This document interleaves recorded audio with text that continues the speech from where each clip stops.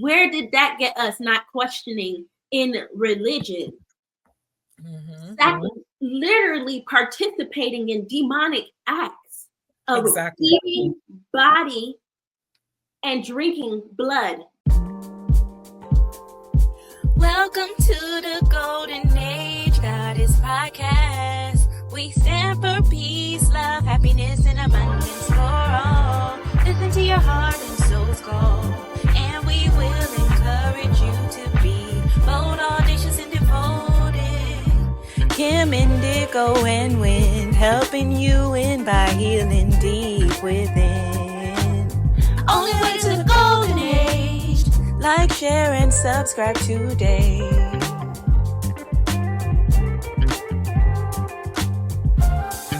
Let us talk about religion and how the illusions within that space shows up in the world, in our realities, what may appear to be our reality. Through my experience as growing up as a Catholic, my parents making me go to church, I just never resonated with anything that they were talking about. I never understood what they were talking about. I could just never I remember being like maybe 12, 13 and like having to donate to the church and having like everyone passing around the donations, right? Like I just never understood it. And it just caused, and also growing up, like seeing so many people that were Catholic, but they weren't being good people. Like you were going to church, but you weren't being good to your neighbor, or you would go home and sit at the table and everyone's talking about another person being mean to another person. I could never like understand like why there was so much hate in religion. If we're supposed to be like beings of love and goodness, and me experiencing it, people not doing the opposite of that, I just never understood it growing up, honestly. And that's why I never resonated with, because I was like, this is not from love. You're a Catholic and you're over here talking about, you know, how big this person is, how big that person is, or how much you hate this person. I'm like, what the heck? Like, it's just, yeah. I'm starting to know it's like, I was so woke just being so young. Yeah. But I would say, like, through my experience in religion and just seeing past all the false and the fakeness and the having to praise someone, you have to praise yourself. I would say that has been my experience with growing up as a Catholic. That's a good point. Yeah, just seeing the fake energy, right, of the people. Fake energy, yes. Yeah. Me. Well, I do want to start off too, really quick, with religion. Again, going back to the words, because we need to know the words that we're speaking and where they come from. Religion actually comes from a word that means to bind and to control. So again, I'm not just making this up. Look it up yourself. The actual word religion comes from the Latin word meaning to bind and to control. Let that sink in. Religion, the problem with a lot of religion, and you know, we kind of seen this too as a collective on a mass scale, especially with like, you know, sentiments, not even sentiments, experiences people have had with like the Pope. He's one of the biggest religious leaders of the world, especially in the Christian community. You know, allegations of sexual molestation of young boys, young children. When we also look at all these other religions, they're in it for profit. It's one of the only systems that are nonprofit. They don't have to pay taxes. And again, look at the state of the people that are coming in to see these preachers or to see these imams, or to see, you know, I forget the name of the Jewish leaders, to go into the synagogues. Look at the state of the people. Well, maybe not Jews, because a lot of them have money, and that's another story. But when you look at the Christians and you look at the Muslims, a lot of the people who are coming, and you see this especially too, just side note, in Black culture, in Black people culture, when they go to the church, the ones who are making the most money, the Black people are poor at the very bottom. They're poor, they're struggling, they're suffering. They're dealing with all kind of, you know, depression, just whatever, single motherhood, broken homes, broken families. But that preacher, he pulling off in a Rolls Royce. He's pulling off, and you can actually even see that in white. Like, what's the big white name? Girl, jets, mansions. And again, I want to be clear. I'm not saying that makes you a bad person, but just connect the dots. The people that you are so-called teaching the gospel to, the people that you're so-called, helping, they're still struggling while you're rich and you're riding off into the sunset in your jet and in your, your Phantom or whatever you're in, whatever. Right? I got it. It was the Mormon church. The Mormon. Oh, girl, the Mormon too. That's a whole polygamy. A lot of those women have been through cultish things in that family, in those Mormon families. A lot of just very horrible ways of the family dynamics of treating people. And again, also too, in religion, it's this hierarchy of the male. There's devoid of the female. It's devoid of the feminine. It's a masculine God. Where's the feminine essence of God in religion? So, I mean, again, religion, that's a whole nother podcast for itself. Seriously. Within itself, because it goes deep. This one question right here. But you know what I wanted to mention? There's a few things that were coming through for me as you were speaking, Lynn. One, just to kind of like expound a little bit more, last night I'm at work and there's a patient that definitely has some mental health issues, long term, and had nowhere to go, and was saying that she would basically leave the hospital and break into the church for her to be able to sleep, right? So she's like, just, give me my knife, let me go break into the church, that's where I'm gonna go sleep. And then I was thinking, and I said it out loud, I said it to a couple of nurses and the secretary, and I said, that's sad that so many people are paying tithes and offerings every week, every Sunday, they will give their last. So much hope and faith that there will be some type of reciprocity, some type of return.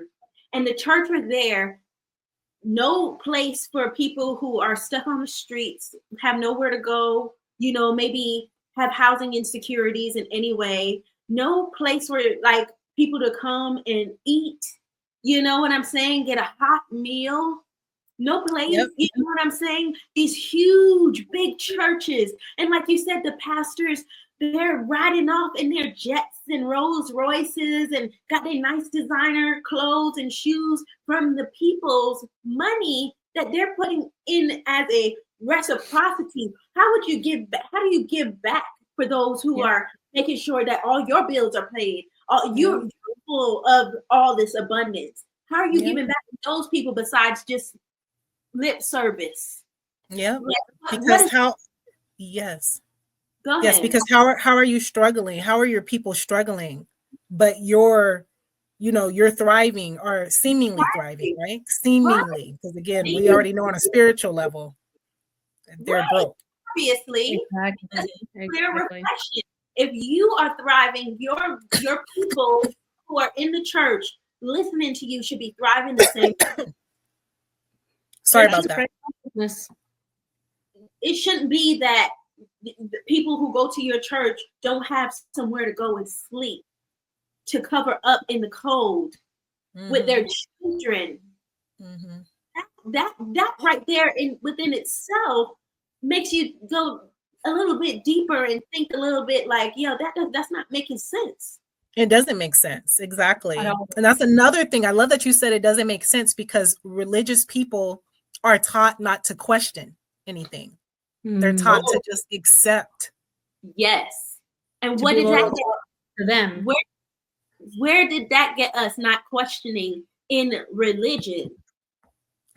That literally participating in demonic acts of eating body and drinking blood.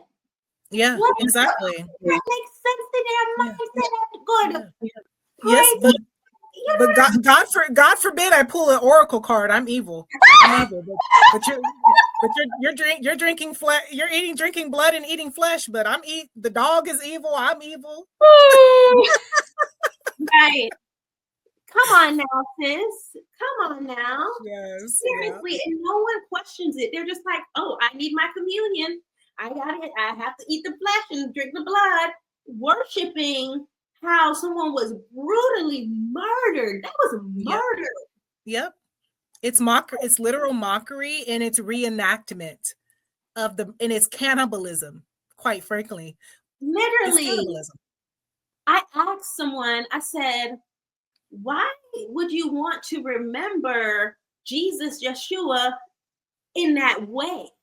Right? Why is it like so fixated on being nailed to the cross? That is like constantly relived in our minds, in our psyches, in the programming over and over and over and over and over and over again.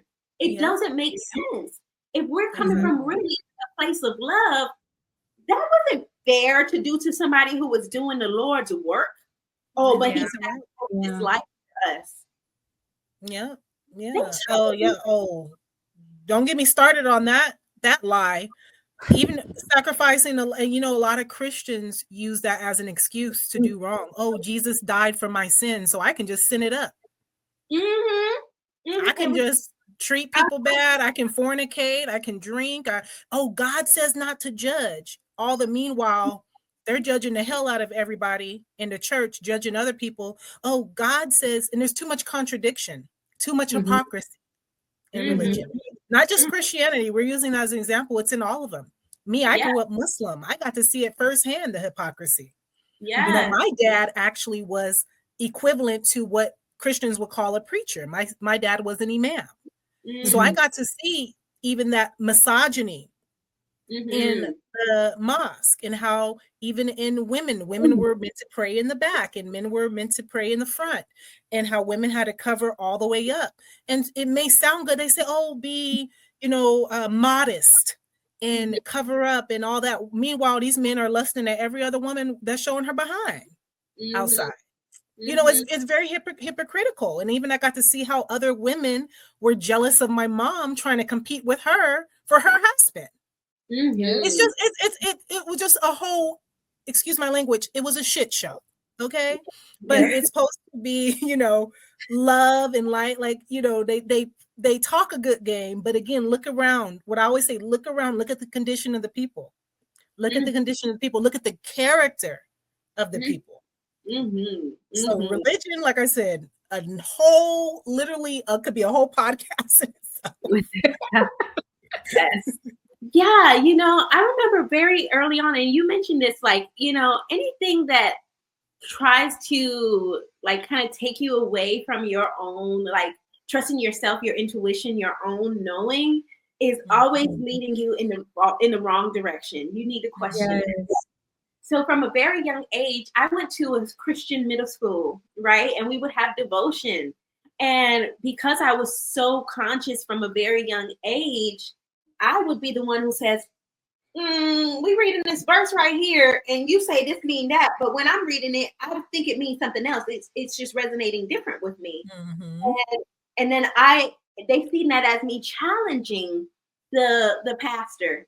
And I'm like, I'm not challenging, I'm actually just questioning. Like, because for me, when I read this says, something else. And then no, it just means this. And I'm like, but why would it mean that? That doesn't make sense.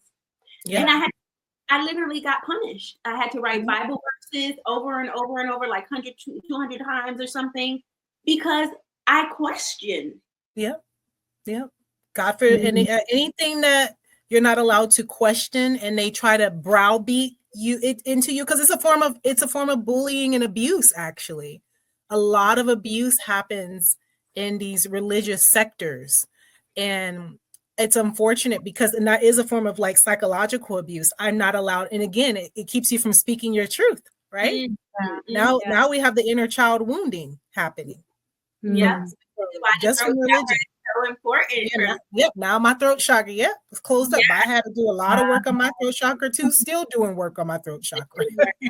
It's deep. So, but what I realized in that moment, well, now I'm realizing, is that a lot of those pastors who had went through the educational system of theology were also programmed. And my question at that time, from a conscious younger child standpoint, he wasn't able to understand what I was saying. He wasn't able to resonate with that frequency I was on in the moment of seeing beyond in an expanded way. You know what I'm saying? So it's not that he was just, part of it is also just the control, but also not knowing for themselves, just kind of regurgitating the information, how they were taught, this is just it. But they didn't allow themselves to think a little bit further or